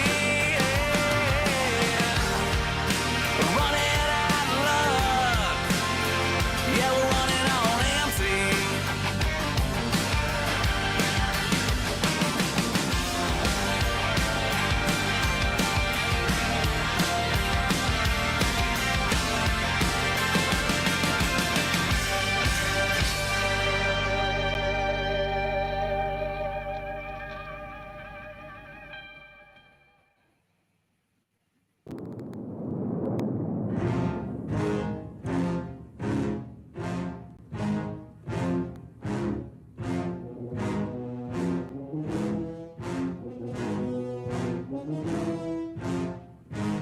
Mongo! Santa Maria! Never mind that shit. Here comes Mungo. God damn it. We got Mongo. Mongo. Mongo, straight out of California with the Mongo log. How you doing, Mongo? He's frozen? Mongo, you there? Blink twice if you're okay. Is he? He's frozen. Well, you know those California internet is probably. There's a lot of shit going on over there. Yeah. You know, they got the wildfires, they got the mudslides, they got all that stuff. Hopefully, Mongo, you get some reception. We'll bring you back in. But he's still frozen. And I hate that we're like on a 5-second delay, so we only get to see him like frozen. As soon as you get to see Mongo move again. So you see him move again, like See he's a him move. hermit crab in a tank. He's up on the screen, but he's not moving. Yep, he's frozen. He's frozen. We'll wait. Isn't there a song about that? Let's talk about while we're waiting to get him unfrozen. Let's talk about hops and props. Let's talk about hops and props. You want to talk about hops and props? Yes. We need to talk about hops and props because hops and props is my favorite event of all year. I'm not going to lie. If you've not known about Hops and Props, you need to look it up. It's going to happen in April. It happens every year in April. It's the Fort Worth Aviation Museum. And what they do is they host a big beer fest. It is amazing. They got all the top craft beers from all over Fort Worth. And it's all benefiting the Fort Worth Aviation Museum. So you get the old World War kind of vibe with a beer fest. Yes. I mean, the Betties show up. We get in that army green outfit, and that's what we do. We go, but we're going to have a better setup this year. Last year, there was, 17 different craft breweries there? At least. At least. And this year, there's supposed to be more than that, right? I think so. I mean, it's huge. So what you can do is you go to the beer fest, Fort Worth Aviation Museum. They have Hops and Props, April. They haven't put the exact date on there, I don't think yet, but I will post that date. So you can go there. It's literally all the old warbirds that you can walk through. You can look through old Army airplanes and aviation and stuff like that. Cool. That was so but they cool. also bring in the breweries. And there's like all, I mean. You back up? Oh, Mongo, you back up? Oh, think so. You're back up there, Mongo. I have no idea what happened. It's that California internet, man. No, it's like I was listening to the music and all of a sudden, boom, it disappeared. I'm like, I don't know. Rocky came in and fixed it for me, so here I am. Well, I'm glad you're here. We're ready to do the Mongo log, man. We're going to bring you up on screen, and you can start whenever you like, brother. All right, so here we go. The green energy hoax.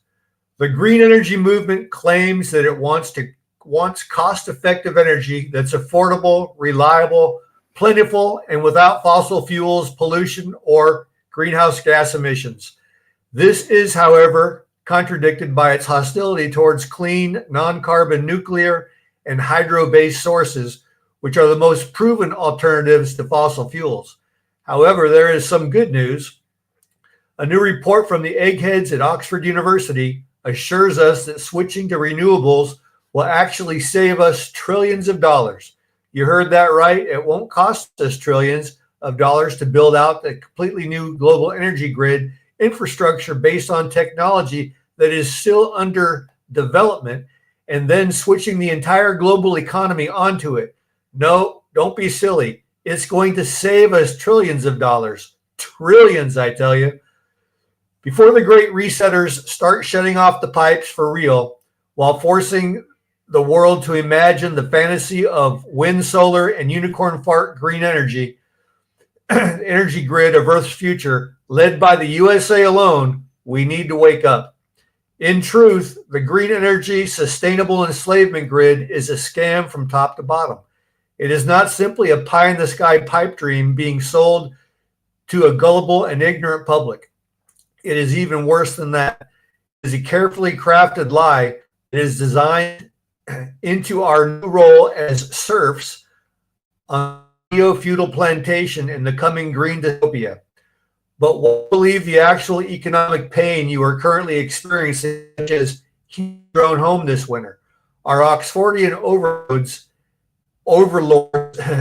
have big, fat reports that no one will ever read, telling us how much money will be saved switching over to a green energy grid.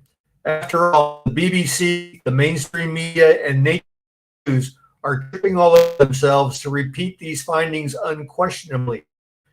So who are we to bring up any of those pesky facts that contradict this comforting fairy tale?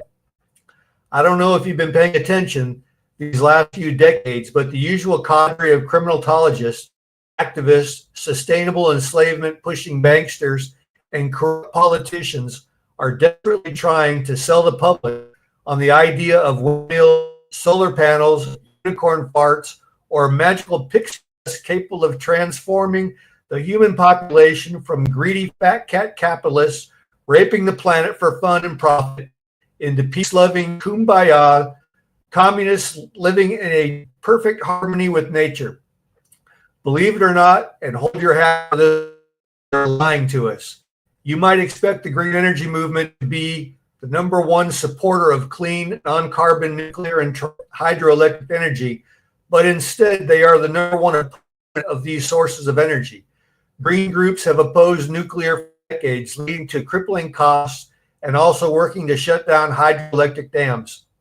So why does the green movement oppose nuclear energy? It's because green solar and wind are just so cost effective and so green? No, solar and wind have not proven to be cost effective at all. And in many ways, they are the least form of energy. From the beginning, former President Joe Biden made it clear that his administration would focus on clean and green future, including an aggressive move towards electric vehicles. Unfortunately, his administration continued to over vehicle market trends and force a massive volume into a power grid was support. The goal of this proposal was not just about cars, but a broader plan and his environmental lobby of the internal combustion engine and reach zero emissions by the year 2050. Well, decreasing emissions is certainly the path of, and its agenda agencies were using to get there was not a realistic one, and has created problems and huge costs for the American public. First of all, take our nation's power grid. Where do you think that electricity is coming from when you plug your car into a charger? The growing demand for electricity straining our aging power grid, and a flood of new demands from EVs will only get more. Secondly, the EPA's proposed rule costs American families and businesses dearly. The average price of an EV is about $59,000 to the average cost of a gas car of $44,000. These are just average prices, even higher. The EPA's proposal will deepen problems caused by outdated permitting processes. Permit approvals are already backed up for all types of energy projects, such as natural gas, wind, solar, and additional lines. Making an unprecedented move to an electrified transportation fleet will take huge infrastructure investments, especially in critical mining. Today, China controls about quarters of the world's EV battery manufacturing capacity. It is home to the world's largest supplies of lithium, cobalt, and nickel, all critical minerals needed for EVs. If we follow the EPA's lead, the grid will experience even greater strain. American families that are already saddled with even higher costs. Chinese will control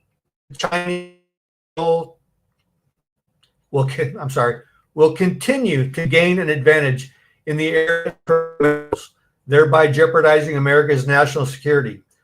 Calling solar and wind energy makes them seem like better forms of only green. In reality, however, they are not. All forms of energy provide reliable energy. If solar ever become cost effective and deployed on a large scale, they have a level of impact from mining and land use that would make the green movement actually. In fact, this is already happening. Green actually means existent environmental impact, and that is just not what's happening. After simply stating this as fact, the Oxfordian buffoon urinate in your face and simply tell you it's raining. Compared to continuing with a fossil fuel-based system, a rapid green energy transition will likely not result in the overall net savings of many dollars, the proposed benefits of this climate. Our favorite fat slob, Moore, a known douchebag documentarian, has said as in his film about renewable energy. The documentary is titled Planet of the Humans. He reminds us that solar cells and wind turbines have such short lifespans that the manufacturing of replacements use more fossil fuels than the renewable energies that are saved. This film suggests that the carbon emissions released from energy manufacturing new parts and machinery, wind and solar power are greater than any saved emissions from the facilities. Fossil fuels to do this than you benefit from. We would have been better off burning the fossil fuels in the first place instead of playing pretend. Even an overweight douchebag can be slightly wrongly lying with his apocalyptic facts. Says our solar panels on average only last about 10 years. Our Chinese allies, sarcasm intended, the primary producer of these solar panels that our green liberal idiots so desperately crave, tell us that they will last years. Why would the Chinese have any reason to us? After all, our most recent former president, China is our friend. As to our former president, our true and our white heterosexual male who eat red meat and shamelessly fart. There is much more that could be should be written about the green, but let's boil it down to a short soundbite for those poor souls who suffer from today's short attention span. Today's so-called green energy is not about saving the planet, it's about controlling the planet. Here's the rub. These types of scientific studies only come off as believable to the credulous six-packs and Jane soccer moms out there, the type who get their news from CNN and believe everything that Al Gore told them. The green energy transition is going to be a happy, clappy cakewalk into a fantasy future as the activists. That rainbow will not lead to a multi-million-dollar pot of gold as the Oxfordians have promised. What it will do is radically the lives and livelihoods of every person on the planet by taking away the one thing that is more than anything else in human history, empower and proclaim their independence from the oligarchs, access to affordable energy.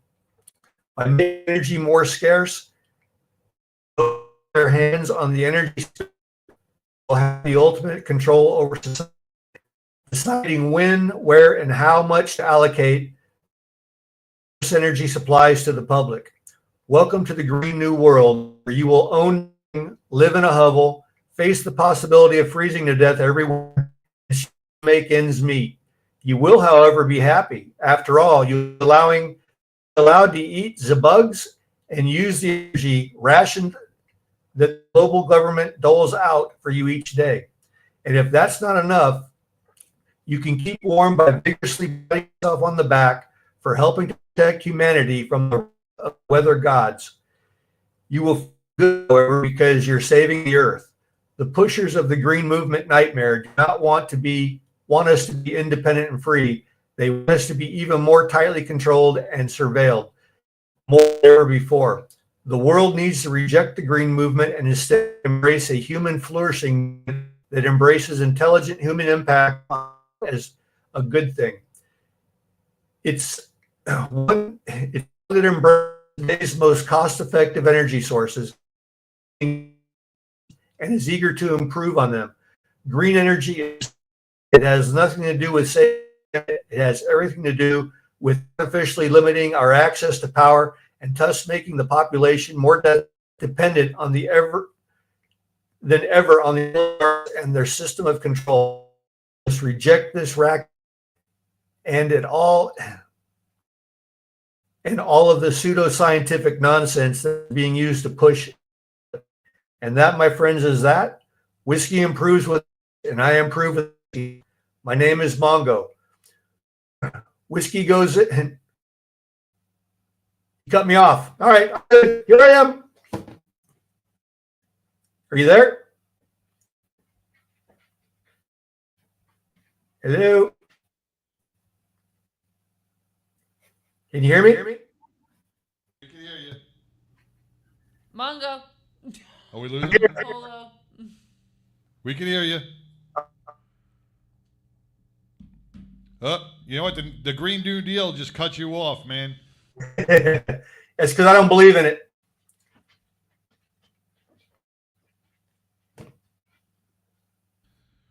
Ooh, those are fighting words. Oh, did we lose him? Oh, he's back. I'm back. Yeah, keep losing your audio. Well, I appreciate everything you said, man. I know your connection was a little sketchy a little bit, but the point came across. You know, once again, Mongo does such research on this. He does more research than most of the mainstream media. He digs deep into it, and he doesn't get it from just one source. He takes a multitude of sources, puts them together, and he forms his opinion Well, when on you're these things. retired and you're sitting in your house in Cali, Yeah, I right. mean, you're only soaking up all the information. You have to put out your own perspective on it. Right. You got so many things and avenues of people giving you the right news and the wrong news and fake news and real news. I mean, he's bringing it to the facts. Exactly. That's why we like the Mongo Log. Mongo, thank you so much, brother. I do appreciate it. Today's show, and thank you for sharing it with me, was dedicated to Daniel. I can't pronounce his last name. Adario. Today's show is dedicated to him. You know, he has brought so much tremendous value to law enforcement, and he's made a difference, and may he rest in peace. So I want to thank you, Mongo. I appreciate it. I think you froze again, but we'll talk to you soon, brother. All right, man. Well, we're about to wrap this up. I just want to bring up a couple of things. Yes. You know, we had remember when we had just this past Christmas, we had the Gabby Petito family on here talking about the life of Gabby and the foundation and the golf outing that's coming up on June 6th of 2025, where you can go to GabbyPetitoFoundation.org and be a sponsor or get tickets and play in the event. But on February 17th, Netflix is going to announce the Netflix special is coming out for the Gabby Petito story. So be sure to mark your calendars, check it out for February 17th, the Gabby Petito story, and help support that family, help support that foundation, because they are trying to stop the domestic violence in America. And, you know, their family was hit so hard by it. Yeah, and I think their story also needs to it does resonate with a lot of, like, parents that have young children, Yes. and daughters and everything, and, like, knowing the importance of knowing who they're with. You know, that's the importance. Like, everybody has what I call the interview presence. Everybody's going to put their The best foot forward in that. But you have to pay attention to everything and know the signs. And that's a story that shows. Yeah. Be aware of the signs. They just almost had a secondary one out in Selden, New York. They had a girl who I think she was 14, 15 years old, lured off the internet by two females who befriended her, and she was gone for almost a month. They sex trafficked her on a yacht and sent her to hotel. And these were older people. The people that were arrested were up in their 60s, and it's like a career thing for Yeah, them. yep. The pedophile, whatever you want to call them. You got to watch your kids. I have to say, one of the shows I think that they should show in schools and stuff is What Would You Do? Have you ever seen that show, What Would You Do? No. You never seen that show? No, but Hobo's saying, Pitbull, drive safe getting home. Shut the hell up. I will be fine. But no, the show's called... What was that? That was Hobo. Well, you're a cop. I need an escort. But no, it's called What Would You Do? And the thing about What Would You Do, it shows situations and scenarios of people in real life situations. How would they react? Right. And I think like that is important. How would you react? You got somebody in a dire situation or a stress situation. Would you step up and would you be there? And I think that is the biggest thing of what we do. We step up. We preach about what's right. We do what's right. We live by what we talk about. It's all about the pay it forward and what would you do. Right. I think that message is important. Without a doubt. I agree with that 100%. That's the message that we're getting across. But once again, let's recap on some events. We got the Thin Blue Line Foundation and LEMC Fajita and Barbecue in Conroe, Texas, February 1st. We're going to be out there supporting and helping these guys out. It's their 15th annual cook-off. And what this does, it provides, the money that's raised provides benefits for fallen officers' families. You know, they give back so much to our fallen officers and their families in need, and we need to support them. So come on out, February 1st. Go to the thinbluelinefoundation.org and check out any of the details regarding that. Buck from Deadpool is going to be out there, and he is, I think his name is Richard Randall, is going to be out there. He is going to be one of the judges, and he'll be signing autographs and taking pictures and making it a really, really fun day. Another person who's giving back to the community. Love it when these guys who, these stars, these actors, come out to these grassroots foundations and they help, and that makes such a big difference. Absolutely. Then you got the veteran. So the Battling Buddies, we got invited to a few events this weekend. So on the 1st, which is Saturday, we are going to the Tarrant County Young Marines annual gala and fundraiser. So this is at Eagle Mountain Church Dining Hall, it's on 14355 Moores Ditto Drive in Newark, Texas. You can find Newark, Texas. It's not that far from me. It's near Hazlitt. Oh, okay. It's not very far. Okay. So it's $75 per person, $140 per couple. What they're having is basically a big gala to honor our young Marines. They actually have a lot of celebrity, or I say celebrity, but a lot of community heroes that are showing up to the event. We have Don Graves. We have State Senator Harry Hancock. Harry. It is the margarita. I apologize. We got roll call showing up. This is an event that is going to think about like the ROTC. Yep. ROTC. This is different than ROTC.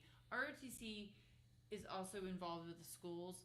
This is a program that completely benefits on their own. They do not incorporate themselves in the school, but they doesn't mean they're not as important. No, the Young Marines, they come out every month to walk the bridge in Rowlett, and they fly the colors, they walk the bridge, and they support. So these young men and women are really growing and showing what community and what America is all about, giving back. I think it's important for young adult Yes. to have that kind of structure. I agree. You know what it's about, and know that importance of being an actual stand-up person in the community. I think this is important. It's growth. So this is February 1st, Saturday night, starting at 5 in Newark, Texas.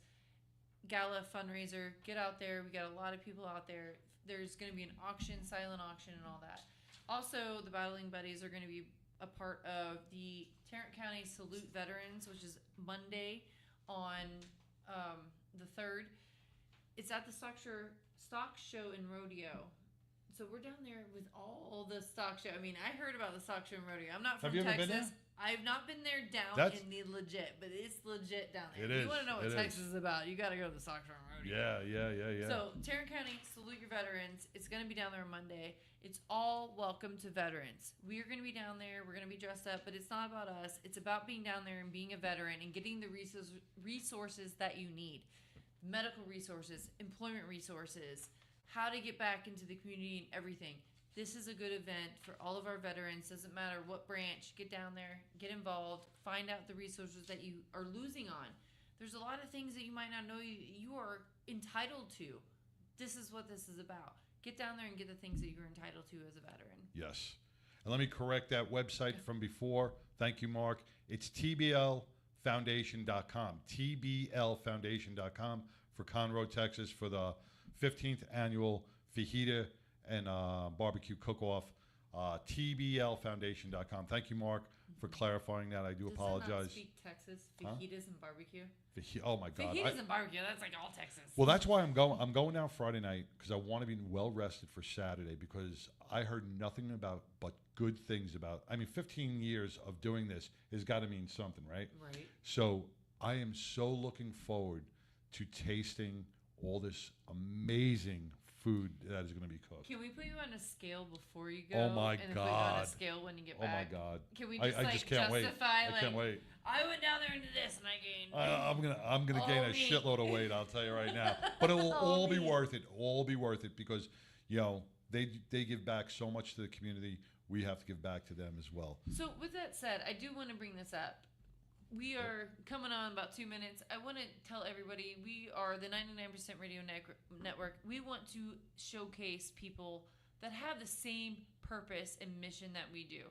We are out there trying to get first responders and veterans the voice that they need in all events and everything. Yep. We want to help you guys out. If you guys got an event that's coming up, a margarita event, say. Anything. I mean, if you have a margarita event, we will want to be there. Yes, we will want to be there. Day drinking, we're there. But no, serious all aside. But serious all aside, that's not really what I wanted to say. But what I'm trying to say, we want to help you. We want to be the voice of you guys. We are passionate about supporting. We have your six. Reach out to us. This is what we're passionate about. With that said, man, big news. I want to thank Glenn Lawson and the Wolfpack Law Firm for being our title sponsor, jumping on board with the 99 and helping us grow as we help them grow. That's what I'm trying to say. That's what you're trying to say. That's what you were trying to say. Well, it came across pretty well. Old Town Ice House, quit giving me margaritas. All right, I want to thank Ange behind the board, man, keeping this show going in the right production fashion it had. I want to thank Phoenix MC for being a part of our show today. I want to thank Glenn. I want to thank Mongo. God bless Lori and all the work she does with Biker Down. And if you got nothing else to do tonight, I think you should tune in to Motorcycle Mayhem starting at 7 o'clock. And Laughter Saves Lives with John LaRocchia and Frank Fiella are going to be on tonight. So 2 great streaming shows that are going to be out there. Find them, take a look, and support them as well. Until next week, if you can be anything in this world, be kind. Peace.